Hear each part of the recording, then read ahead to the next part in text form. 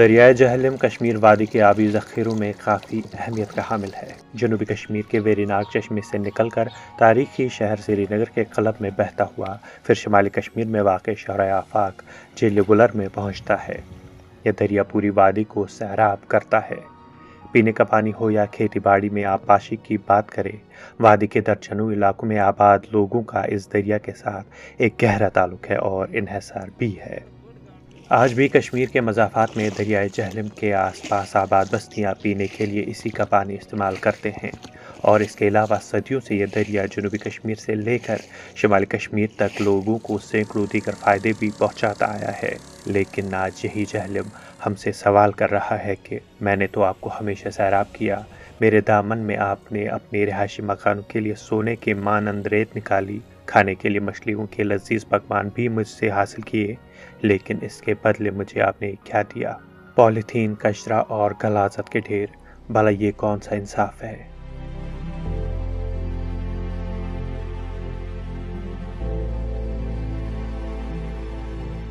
अगरचे हमें अपनी बेहसी की वजह से ये महसूस नहीं हो रहा है, ताहम जहलम आए रोज़ हमसे ये सवाल कर रहा है कि क्यों आप मेरा गला घोंट रहे हैं? मुझे आपसे फ़ायदे की तवक्को तो नहीं थी, लेकिन ज़क भी कम से कम ना पहुँचाते। अलमिया यह है कि दरियाए जहलम के किनारों पर हर नए दिन के साथ कचरे के ढेर दिखने को मिलते हैं। जहलम के किनारों पर गंदगी, गलाजत और कचरे को फेंक कर इस तरह से लोग इस दरिया के वजूद को धीरे धीरे इस तरह से मिटाने में साजिश कर रहे हैं जिसका उन्हें शायद इल्म भी नहीं है। ETV भारत से बात करते हुए नौजवान बशीर अहमद ने बताया कि दरिया काफ़ी मानों से लोगों को फ़ायदा पहुंचाता है, लेकिन ये इंतहाई अफसोस की बात है कि जहलम के किनारों पर हमें कचरे के ढेर दिखाई दे रहे हैं। मैं तमाम लोगों से पहले गुजारिश करता हूँ, क्योंकि जिस तरीके से लोग जहलम का गला घोंट रहे हैं, चाहे वो कूड़ा करकट इसमें डालते हैं, गंदगी डालते, उनसे मैं यही गुजारिश करता हूँ कि जहलम को बचाए, क्योंकि जहलम पूरे कश्मीर के लोगों को सैराब करता है। क्योंकि चाहे वो खेती का मसला हो, चाहे वो पीने के पानी का मसला हो, लेकिन लोग लापरवाही से काम ले रहे हैं और लोग शायद उनके जहनों में ये बात नहीं आ रही, क्योंकि ये जो कूड़ा करकट है वो हम दरिया में डालते, इससे कितना नुकसान होगा।